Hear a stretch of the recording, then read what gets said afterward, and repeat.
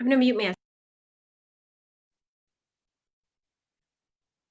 Good afternoon, and thank you for joining me on a very special episode of Ask Sharifah Videocast. I am so excited. I don't know what it is. I love all of my shows. I have a new show coming up called Face to Face with my co-host, Paul Faust, and we're going to sit down and we're going to discuss race relations, politics, and everything that's going on in America. I have the Roundtable Talk Show, which is weekdays at 8 a.m. Pacific Standard Time. But on Ask Sharifah Videocast, I don't know what it is, but I always wind up bringing my friends. And some people don't start off as friends, but somehow, some way, I just hold on to them. And our guest today, you may have recognized from one of a few episodes of the Roundtable Talk Show. But this lady is so amazing. When you meet her, I'm sure you'll love her. And when I first met her, I couldn't imagine that she does what she does. But you'll see as we start discussing her work, her book, Suicide Bombers. I want to introduce Dr. Bina Patel. Good afternoon, Dr. Patel. How are you? I'm good. How are you? I'm so happy to be here. And thank you for having me. Such an honor. You are so welcome. And a little birdie told me something. They told me today's your birthday. Yes. It is. It is. It's my birthday. I'm 39. Next year's a big birthday. But Huh? You're 21? oh yeah, 21. That's right. Getting younger every year. I know that feeling. It was weird. Was I at 44? I Mhm. tell people at 39, I Mhm. start to feel 40. I don't know what it was, but I started to feel like this slow down. I started to feel this maturity. Like I was so sure of my answers. In 20s, you're like, oh, let me figure it out. Let me think about it. I might be right. I Yeah. might not. When you hit 40, it's like, you know what? I have at least 20 years of experience as an adult. I know what I know. I believe that because, and the reason is, I think that's we become so concrete in our values, and we're confident, and we know what's right and wrong and what we'll tolerate. So it's more and more of that. Yeah. It's exciting because I feel like you're graduating as a woman essentially, Yes, or as a person, yes. as an adult. Yeah. Yeah. People But take you serious though. yes, and I'll tell you, there is a real science behind that. That up until the age of 35, we are actually learning and we're defining our values, and then between 35 and 65, we solidify them. We become more confident. We become very successful. Actually, a lot of psychiatrists have said that. And then after 65, I call them the silver years. We are just like, I'm not going to care. I'm not going to care. You don't like it? Oh well. So yeah. I get that because I have a really great friend of mine Uh-huh. who's 98. She'll be 99 in Awesome. December, and she's still going strong. She's still moving, but it's hilarious when she Yeah. speaks because she says what she has to say. She Mhm. doesn't argue with you. It is what it is, and old people could just say whatever they want. So I think it's hilarious, and I usually Yeah. don't spend this amount of time Mhm. discussing age with people, but there Yeah. was a reason why I wanted to do it because ever since I met you, it's like Yeah. you have this young energy, and I think people tend to think like you really are 21, but Yeah. you deal with some serious Mhm. issues that a lot of people in their 70s may not want to deal with and focus on. Mhm. Tell us a little bit about your research and what you actually do. Yes. So I research essentially a female suicide terrorist, and the reason is it's a personal passion, it's an interest, and I like behavior. I love culture, and I am all about women. And in a sense, the struggle that a woman faces in her lifetime based on her background, culture, race, whatever the case is, across the board. The way women are treated in society is similar in every society. So it doesn't matter if you're from the East culture or the Western culture, it doesn't matter, right? But what's important to know is that in some situations, like in war-torn societies, or even in your family, you could be here in the United States getting recruited to become a suicide bomber and wanting to go. You could have a big house, you could have an amazing job, you could be that person, but you don't know what goes on at home. And sometimes those cultural norms do get the best of us. And as women who are in an East-West culture, who are exposed to Western individualities and independences, we are more inclined to think, why can't I have that?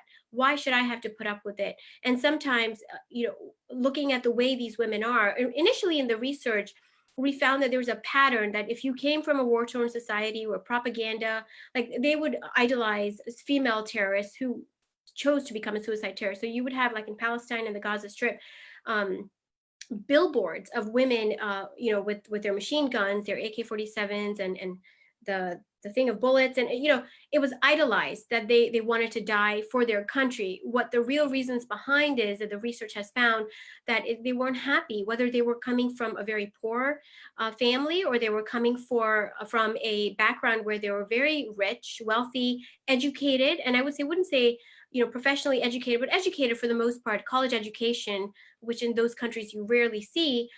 And they had what they had, but what they don't have is personal freedom.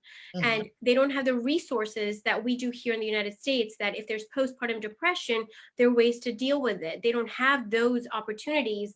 And so, and you're also expected to be a certain kind of woman and in a family. So again, whether you are here in the United States, you are in Europe, where it's very westernized and liberal, just like we are here, or you are in Palestine or the Gaza Strip, regardless, what we are finding is that they don't have personal freedom. And when you feel trapped that way, sometimes the next best thing is to go and become a suicide bomber, because it is, I would put this in quotation marks, legitimized. And it, although we know what's right and wrong, that it's not legitimized, they want to believe otherwise, because death is better than living in the current world that they're living You know what? When you said that, in. Hmm. and I'm listening to it from a logical perspective, you Sure. said they have no other choice but to go and become a suicide bomber. It Hmm. sounds logical. It sounds like, oh, I have, it's Right. like getting a job per se. Yeah. Like, I gotta work, I gotta eat, so let me go ahead and become a suit. But in my mind, Hmm. I look at it and go, no matter what someone said, no matter what someone did, there's no way I could become a suicide bomber. Yeah. But yet, it's something that people consider and something that people do all Hmm. the time. Hmm. Yes, yes, and the propaganda is very highly influential. Besides the music and how the glamorization of becoming a soldier to fight for what's right, it's the religious influences that really get these people going. When we are bombarded with that type of information constantly, right, constantly, and you feel us, and you are, so here's a perfect scenario. Let's say, as a woman, you are going through your ups and downs, right? Emotionally, hormonally, our cortisol levels are high, our stress levels are high, and your husband is mistreating you. He could be just verbally abusing you. Your mother-in-law is treating you poorly. You feel as though your family doesn't love you, and now your kid is talking back to you. You have a huge house, right? You've got a great education, and perhaps you are an attorney by trade. Let's put it that way. But you're not happy, and you Mhm. find yourself depressed constantly. You find yourself very vulnerable. And women have hormones, and we do. It is what it is. Not to say that men aren't successful, because more men are successful as suicide bombers than women are, but they're less likely to defect, and statistics have proved that. But sometimes when you are in that scenario, you're very vulnerable, and you're listening to that propaganda, you turn to God, you turn to whoever you believe, and you start reading about it, and you get more and more into it, and then all of a sudden you come across something that is even more radicalized, and you don't realize it because you're already in that mindset. It becomes even more so easier to move forward and take that trajectory path to make it actually happen. Now, are they scared? Yes. You hear it in their voices. Family members will tell you, to become more inclusive. I mean, reclusive. Sorry, they isolate themselves. They talk less.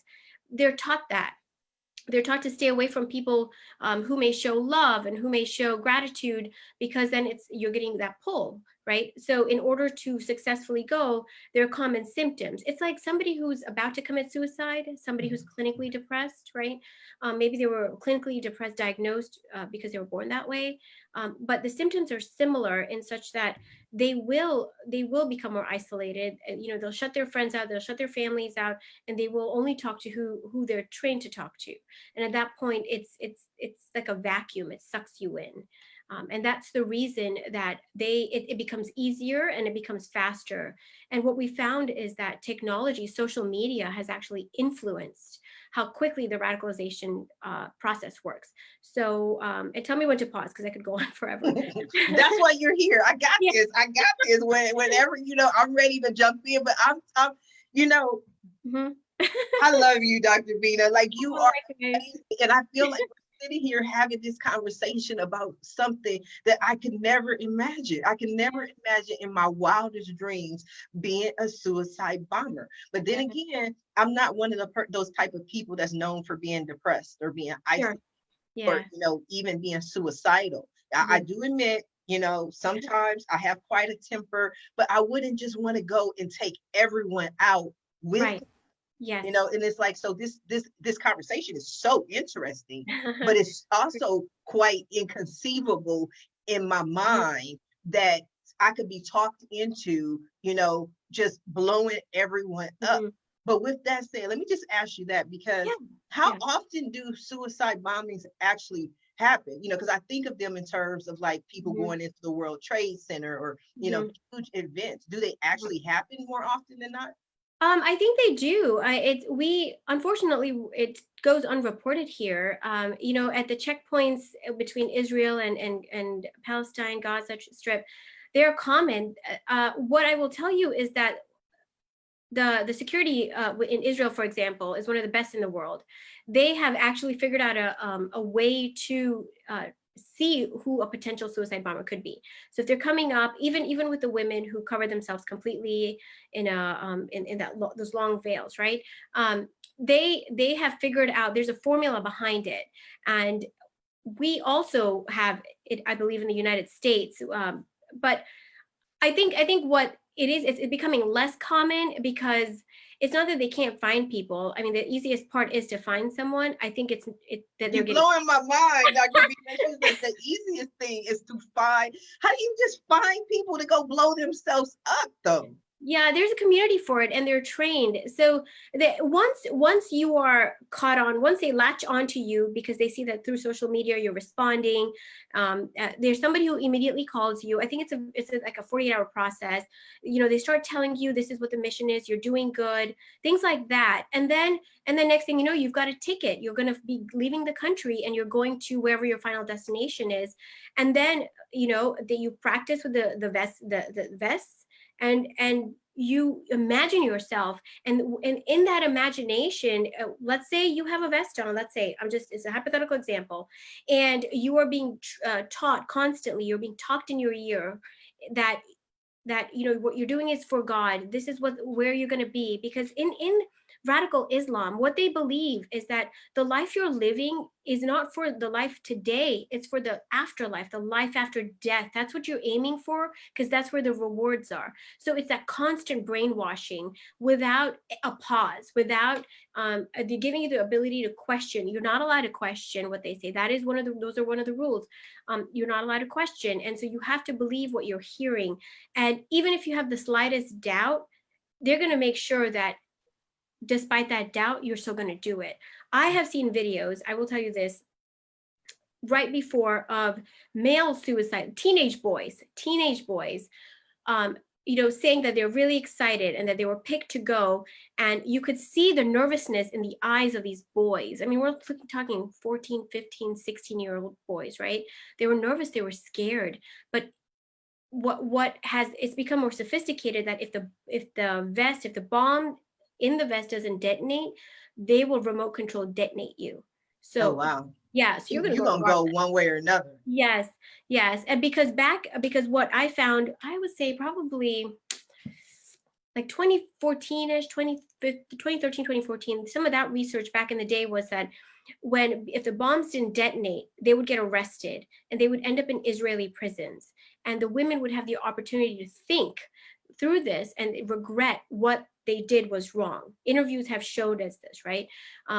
And but in Israel, some of these prisons, these women may still be there today. I don't know. But what's happened is that they always have like a madam. I wouldn't say like a madam in a prostitutional way, but like somebody in charge, an older lady who controls if the media comes to interview them or if a researcher comes through to interview them, to make sure that they say I'm fighting for my country. So there's a person there always. There, it's hard for them to say, yeah, I didn't, I regret doing it. I wish I had not thought of, I wish I'd not done it, thinking about how many people I would have killed, because they're not thought to think that way, that if I blow myself up, all these people are going to die. No, no, no, no. They're thought to think you're going to go to heaven, you're going to go to paradise, and you're going to get all these awards and rewards, and all these, you get your one husband that you want, who's going to treat you so equally, and then your family will get money, and usually they don't even get anything, and if they do, it's very minimal, like $200, if that, right? So that was back in the day. Today, that remote control detonation is there. I wouldn't be surprised if they're using technology. There's still no indication that there is that, but they wouldn't be surprised if they are using satellites to do the from your laptop. You could just hit something and it'll happen. Yeah, there's Okay, a, so there's a lot of sophistication there. let Mhm. me ask you this. Yeah.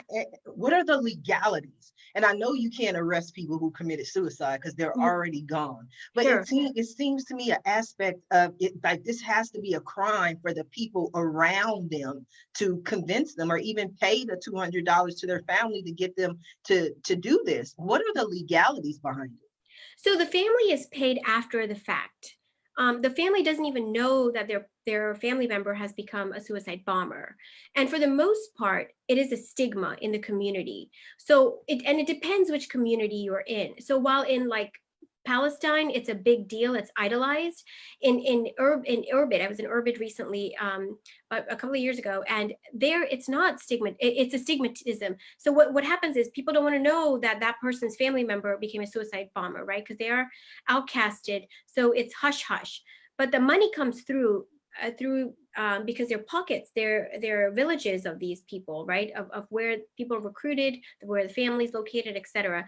So in essence, the family is protected from other people. I would say I think it's up to the country to protect these people, or up to the local cities. But in terms of the legalities, I don't know. To be honest with you, I haven't seen that in the research that they will be tried in international courts. Usually, they're let go or they're killed themselves in prison, or they are literally just sitting and they will die in prison. They'll get acid thrown at them, or they'll get raped, or something will happen. But there are usually no legalities. Now, if they're released for whatever reason, they'll go back out and just do it because now their life is done.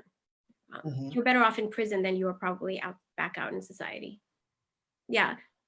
What made you decide to Mhm, start your research on mhm, suicide bombers, specifically mhm, female women suicide bombers? How did you? I mean, you're mhm. beautiful, you're attractive, you're Thank you. young. You could have been anything. What put you on this path?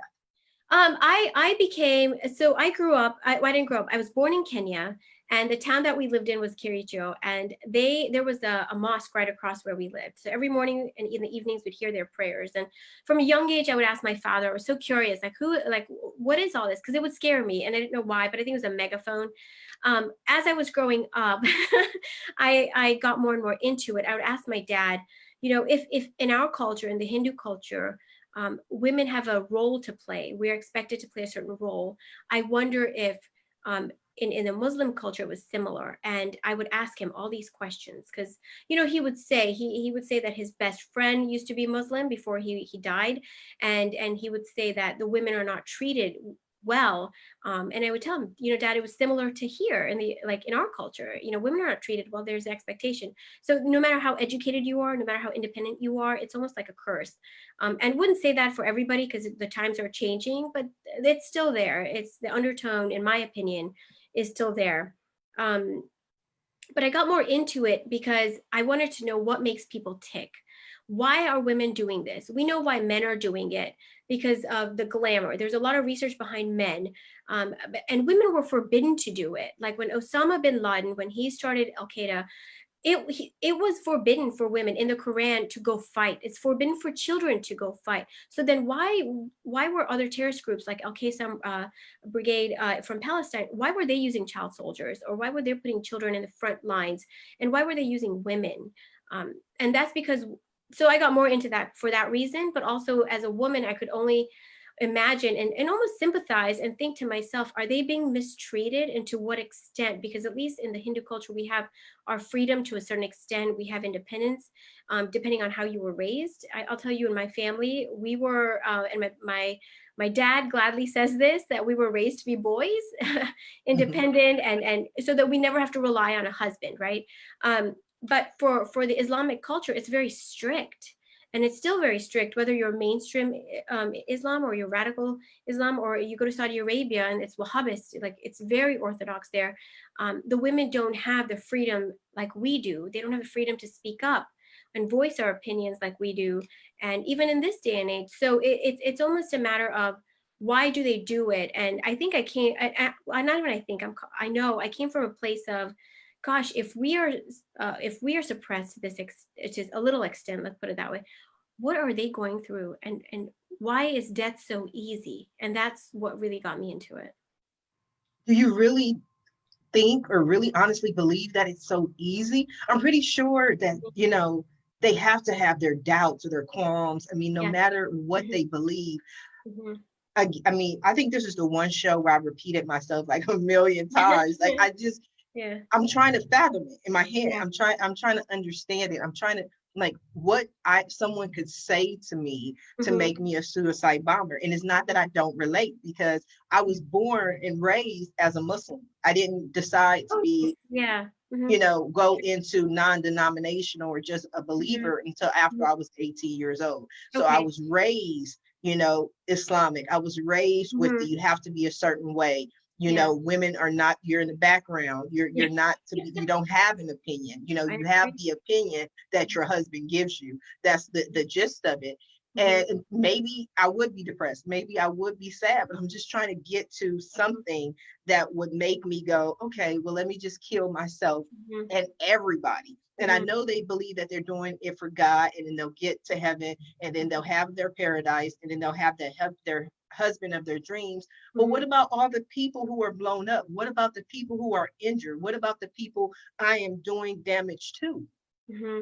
They apparently they are told that they will go to paradise with you, because they're Okay. like sacrificial lambs almost. So while you die, you're and the people who die around you are also, you're doing good. Or Mhm. you're killing the enemy. It's one or the other, right? What I try to understand is that in recent years, when they've had Ramadan, technically you see the violence go down. Mhm. This year, I think the violence was lower than expected. Last year was very high. We had a lot more suicide bombings.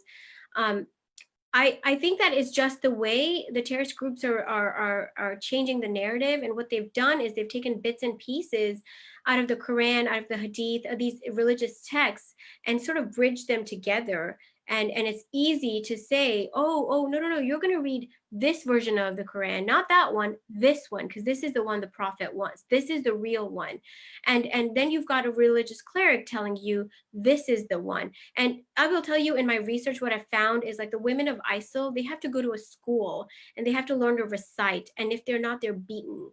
And some of them are illiterate. They don't know how to read. And so and they're not let go, like, meaning they go home and come back, but they're watched. So it's almost as if it's constant. And if you don't capture it, it's either you go with it or you don't. And I think it's, once you're sucked in it, once you even, let's say you go in with just a curiosity and with just interest, once you're in it, it's almost as if you kind of get latched in it. And emotionally they capture you, they glamorize it, but also, it's almost as if, like, find fault in your current life, and what could be better when you go there. And it's not the case, we know that. And a lot of even the young girls out of, I think, Minnesota, and the Somalian girls who've gone, have almost regretted it and wanting to come back. But it's, now if they come back to the U.S., obviously there's treason charges there, but or they don't come back at all. But for women, I think it's just they ride on those emotional aspects. I will tell you, the women that I have researched, they have either had losses with babies. They couldn't fulfill their role as a woman, as a mother, as a wife, and their husbands have remarried, or they were stigmatized for having a disability if they had a disability. I don't know. Or they were in a war-torn area, or an area, or in a location where it is idolized and glamorized. And it's again, it's kind of one of those things, like, we look at, and this is maybe a poor comparison, but this is what I can think of. you think, why did these girls go and meet with Jeffrey Epstein, right? Why did they get into it? But and they had no reason to. One of the girls was coming from a very wealthy family, but to earn $200 was too easy. And once she was in it, she couldn't escape. It's kind of like that. Once you're in it, you can't escape. And if you do, then they rather they try and kill you, because they don't want defectors by any means, or but you don't get to have the option to leave, is what it's coming down to. I think that's a wonderful example because I just watched the Epstein movie on Netflix a couple of weeks ago, and I think I was asking myself the same question. And that I can understand the aspect of young girls, because these girls were young, 13, Yeah. 14 years old, that Mhm. he preyed upon. And so you go and do it. But the part where I was like, okay, I can't even understand this is how many people were recruiting.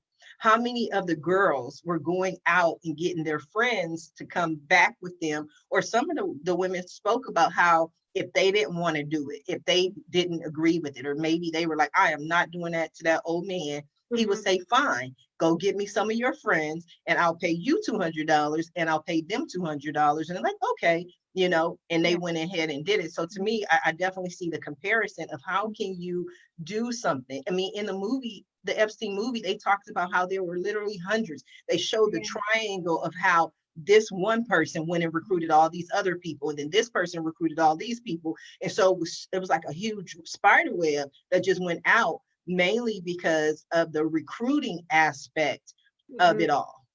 Agreed, agreed. And it's similar here too. Once you show interest and you begin to get recruited, and then you recruit your friends, or let's say you have a sibling who's in one of these terrorist groups, and they start to recruit you, or they say, well, I see that things are always going wrong in your life. Let's look into this. Or they passionately feel as though for once in their life, they're part of a group or part of an identity that they've always wanted. Or let's say they've tried joining local groups and that didn't work out for them, but now they have a cause where there's structure, there's discipline, there's this, and maybe it's a structure first time in your life that you don't have to think on your own, you can have somebody think for you. There's many reasons, I think it just varies, but I will tell you the success is there, and unfortunately women will not defect because women in general are very loyal. We are loyal, it's in our DNA, less likely to defect than males will. And males also have the courage and to leave, but women are also identified very easily. It's very hard. It's extremely hard to get out of it. Yeah. No, you mentioned that many of the girls, many of the women really Mhm. believe in what they're doing. Like, this Mhm. is something that I want to do for the glory of God. Mhm. And this is just an opinion question, just like Sure. all the questions prior to this really were your opinion based on Mhm. your research and based on your experience. But do you feel and do you Mhm. believe that the people who are around them, having them do these suicide bombs, they believe that it's for God as well? Or do you think they have other motives?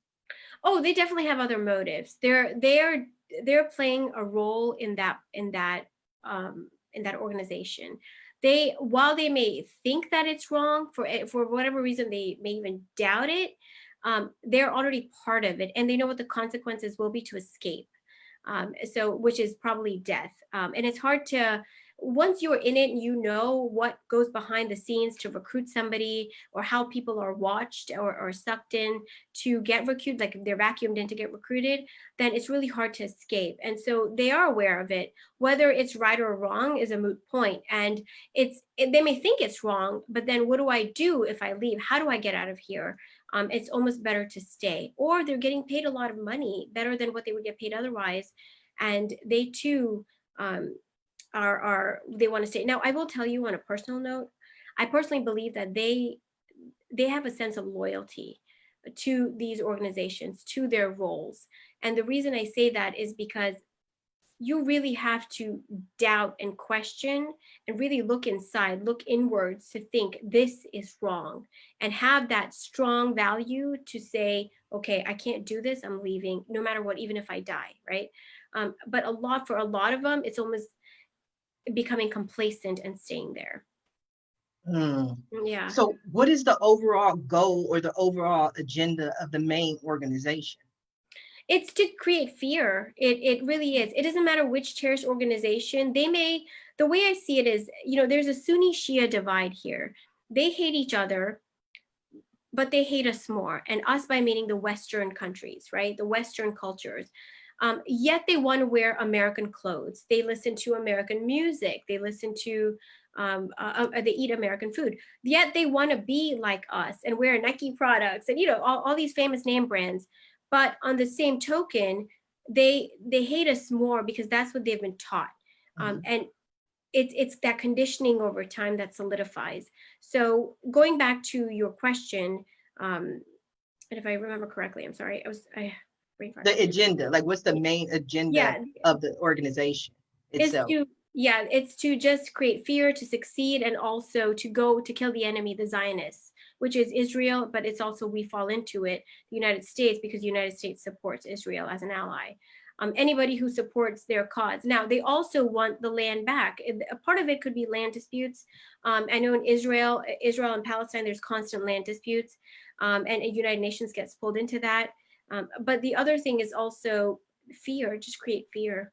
I mean, I wouldn't be surprised in the protests and the riots that we have going on in the United States if there's some level of recruiting going on, because when there's chaos in any country, they show up, and that propaganda starts, whether it's through the web, it's through, on each side of the coin, we don't know, because they've got people who are of Caucasian descent, they've got people of European descent. It's not just that you have to be a Muslim to do it, or but you've got people from Kenya, from any parts of Africa, maybe China, we don't know, but they've got people who will blend in, and wouldn't be surprised if there is a recruitment going on. And the reason I say that is because back in when the Black Widows began in Chechnya, they went in when there's a Chechen-Russian war. They were in there recruiting, setting up propaganda, sending money, recruiting boys. And even though the older generation of those Muslims, the Chechen Muslims, felt this was wrong, they were shut down immediately by the younger people because they were getting trained and brainwashed. And that's how the Black Widows arose as well. Okay, so we do have a question from one of our viewers. Their question is, so do the families feel any shame, or is there pride that the bomber was willing to sacrifice their life? Yeah, that's a great question. It depends where you're at. Now, if in location wise, let's say you're in Gaza or you're in Palestine, yes, the families are taught to feel prideful because it is idolized. Somebody in your family who dies as a suicide bomber, you should be proud of. They have a little shrine when you walk into their house with all this stuff. But what happens is internally, they're not. As a mother, losing your child to this is hurtful. At the end of the day, it's a suicide. In any religion, dying by suicide is not good, right? Because it's not the right, it's a sin, let's put it that way. So what they show in the forefront to what they feel is two different things. In Jordan, what I've seen is that the families want to hide. They don't even want to be like, if somebody brings up that person's name, you will never see a reaction, you'll never see their faces, but they're hurting inside because it is a member lost, and they're not ashamed, I would say, they're just saddened by it. And they're scared for their lives. They're scared that the police will come after them. They're scared that other people will come after them. They're scared. Wow. Yeah. This is so unique. It's like something interesting because it's something that I really had only kind of heard of in theory. Mm-hmm. So I want to go a little bit out of theory and more into like reality. Okay. Dr. Bina, can you walk us through like an example of, okay, let me shorten this question. But you mentioned like the protesting and everything going on in America. So someone in their mind may think this is an opportunity to recruit new people. They Mm-hmm. go out to the protest, or better yet, not even go out to the protest, but they start looking on social media for people they consider would be ideal recruits. They Mm-hmm. start speaking to this person, they get them into the organization. And Mm-hmm. you mentioned like maybe there's a land dispute. So what do they have the suicide bomber do? Go meet with a landowner and then they're both blown up. So now the person's gone and they can get control of it. Or what actually happens Mm-hmm. during the suicide bombing? Well, so it's twofold. There's a mission, which is what the organization wants accomplished. Usually, that is creating fear, setting a political tone. It's a political agenda, and I'll give you an example because I'll give you an example in Belgium. They have huge camps there in Brussels where people they are recruiting. There's a huge amount of terrorist organizations that are recruiting out there, unfortunately.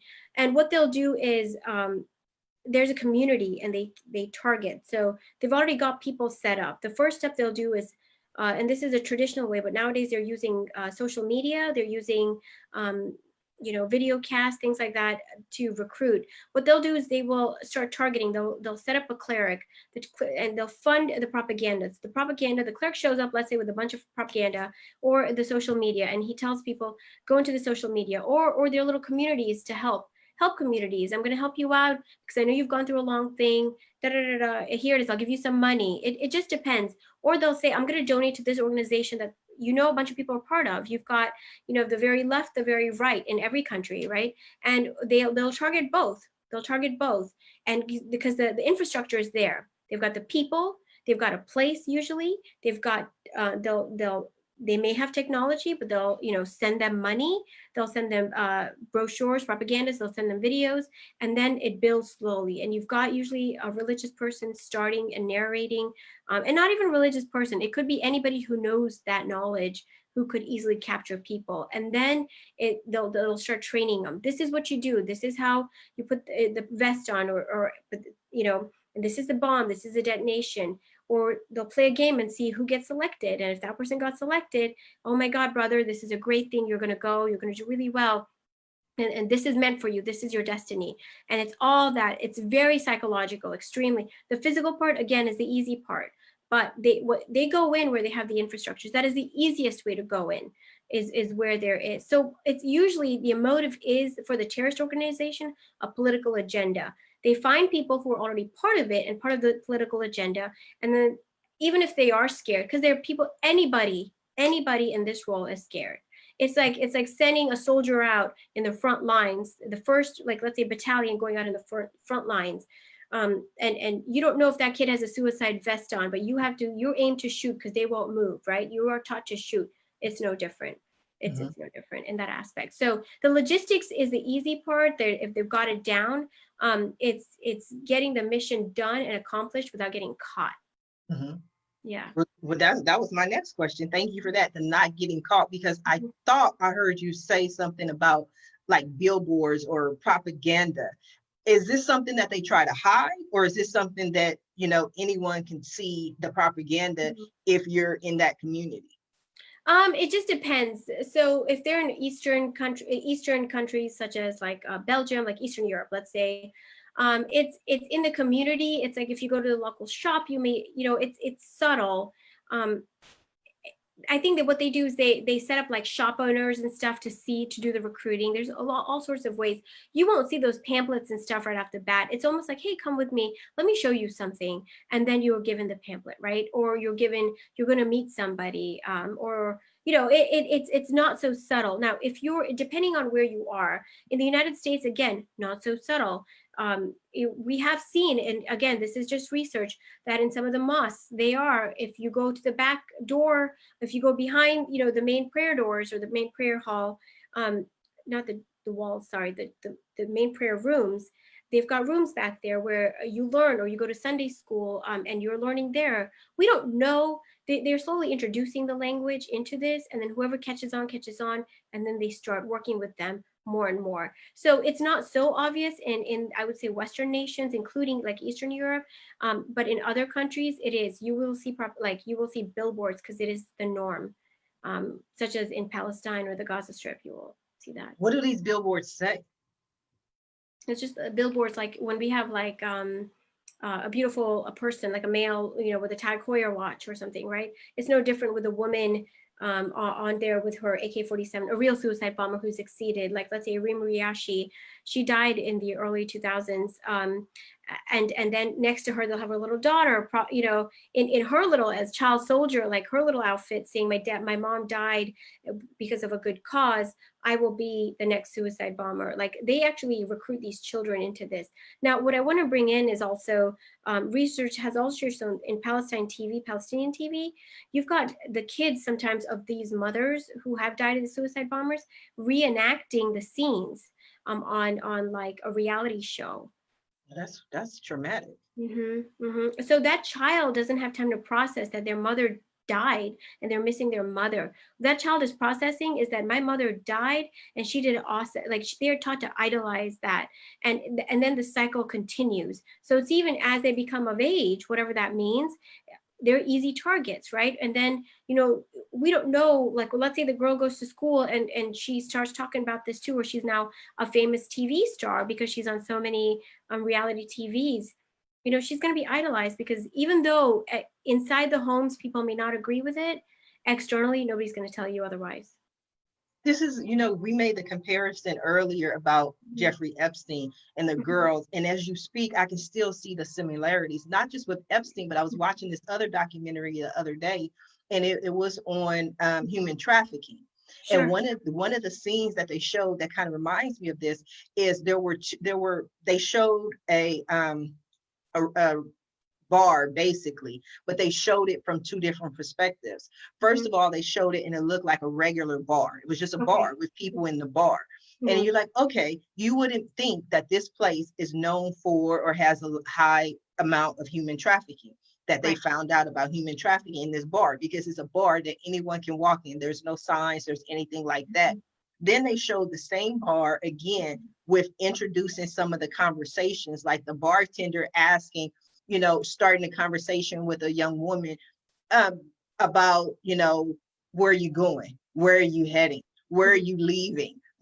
But some of these particular questions really were trying to get a feel for the woman so that they can know where her family was. Is she alone? Will anybody miss her? So it wasn't as obvious, but yet it was there.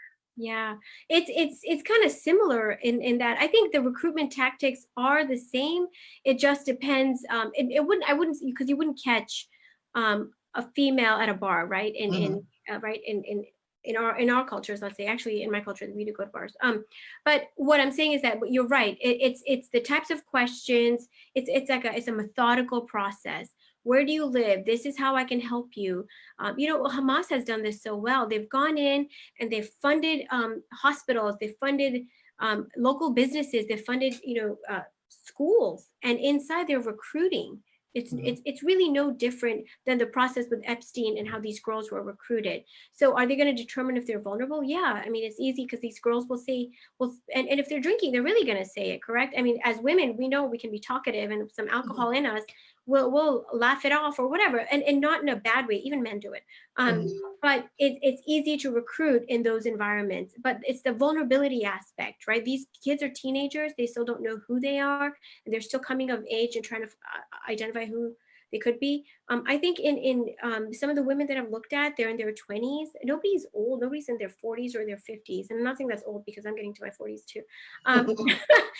But what I'm saying is that they're still not grown up, right? They're not in that adult phase like we talked about earlier in terms of age. So there are self-doubts, there are self-esteem issues, and it goes on and on. So it's really no surprise that women are the better target, I would say.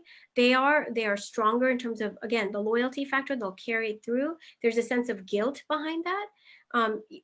If you're young and you're independent, and meaning in a sense, not that you're young and independent, but you've been taught to question things, you've been taught to, let's say your family raised you to be independent, you don't know any better otherwise.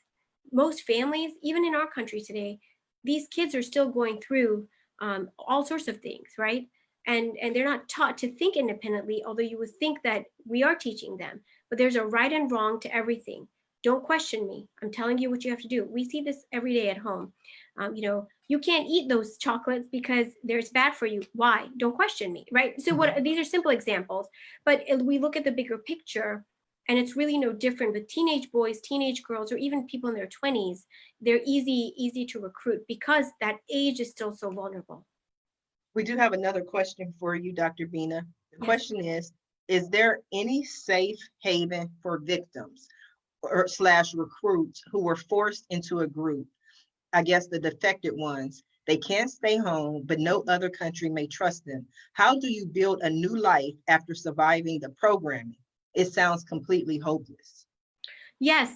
I will tell you, in this day and age, there are smaller, in villages. We have seen people who have come out of these terrorist organizations, not necessarily suicide bombers, do set up little homes. So not homes, it's their home, and they save them. Or if they find that somebody's run away, they'll keep them in their house and protect them. There are independent, and I say this very loosely, there are people just out of their homes protecting folks and helping them get to a better life.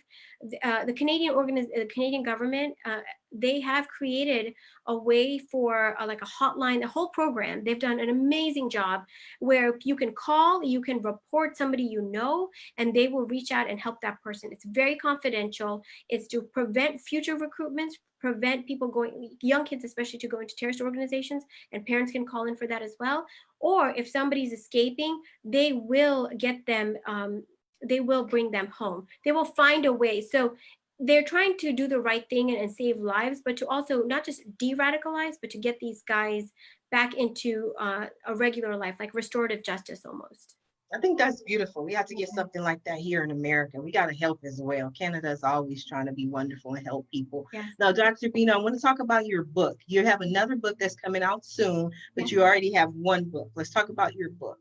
Okay. Yeah. So the first book that I wrote was, it was actually part of my dissertation. I converted it into a book, and I looked at the radicalization aspect, the psychological aspect of what goes into it. So I studied language. I studied how the Quran was built. I studied the linguistics behind it, and also the cognitive behavior, the neuroscience behind how the wiring goes in your brain to recruit. And that's when I determined that we have cortisol levels that go up and down. We have trauma, each one of us, or we have third-party trauma that we face. So if somebody in my house has faced trauma and I see it or I hear about it, it leaves an imprint on me and my memory. And what is that? So I created the theory of radicalization from there. How do you de-radicalize somebody? You change that narrative backwards. And it's almost as if, and I'll tell you, the Canadian government again does this really well. If we've got organizations, terrorist organizations, that are sending out propaganda materials, why aren't to de-radicalize somebody, these groups are actually sending out lingo, like just like flyers like this.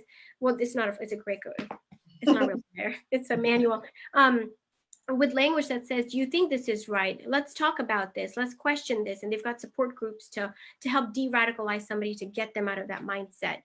So that was the first book that I wrote about, and I talked about postpartum depression. I talked about how when we get into a way of, how about this, when we get into a mode where we are being brainwashed, where does it sit in the brain? And so I looked into Freud's the superego and the ego, and how our thought processes, like when we learn something, it becomes automatic to the point where we're not thinking twice, we're just doing it, right? Like our morning routine.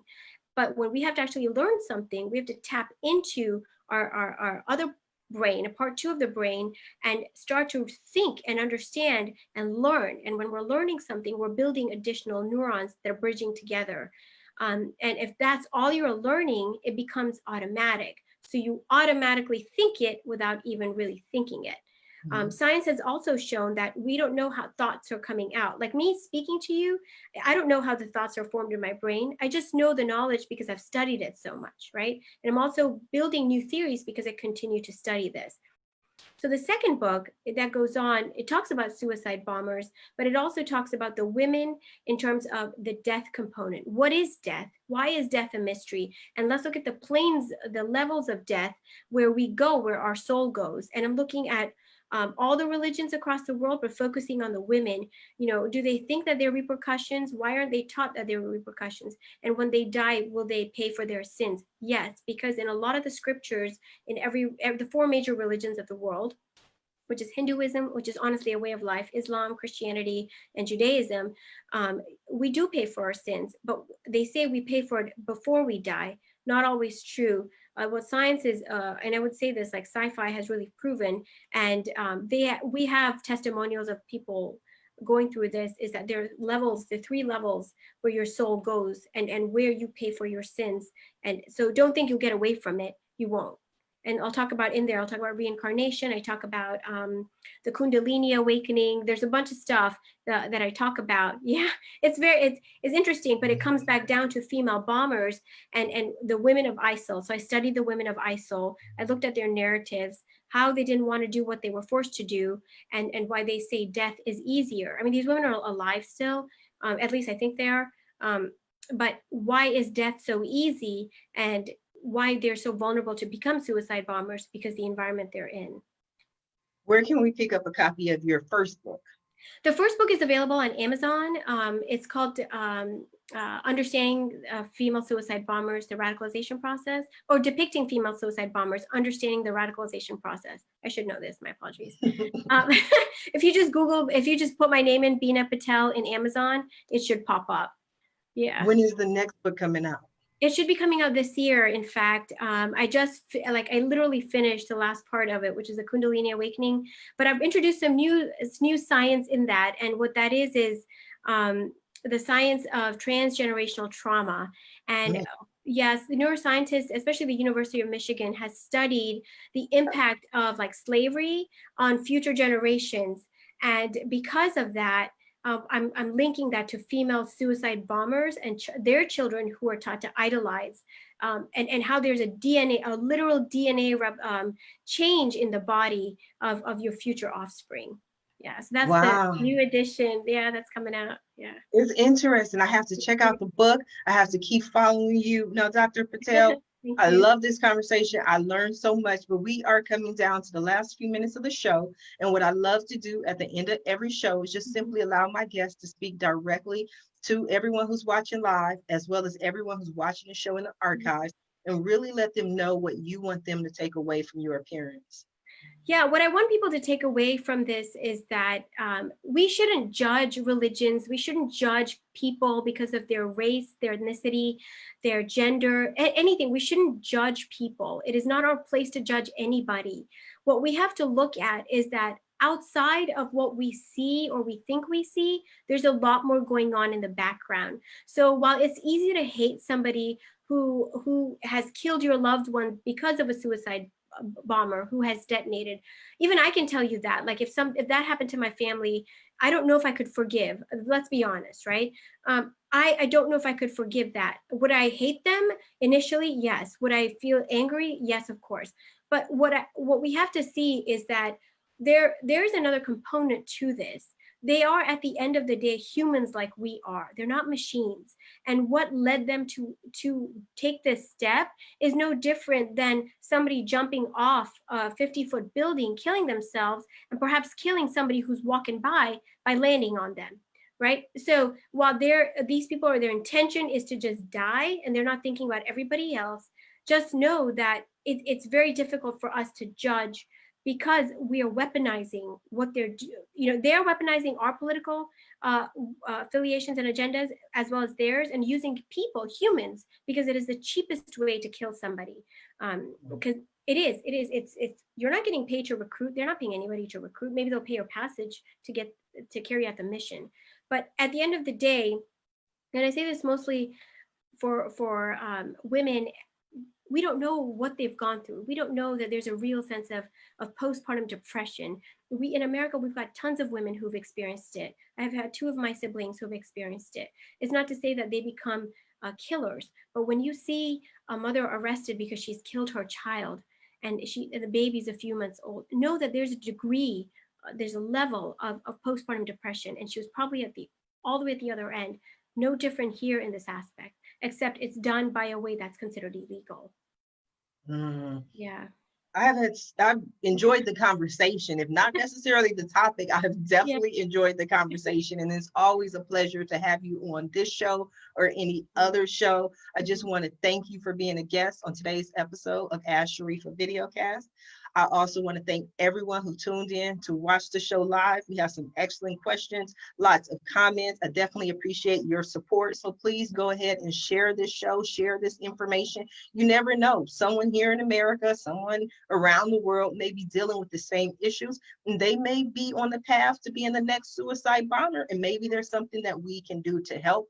But definitely appreciate your support. If you are interested in being a guest, please visit the website at AskSharifah.com and select Be a Guest, and we can hear your story. Until the next time, everyone have a safe and a blessed day. Bye now.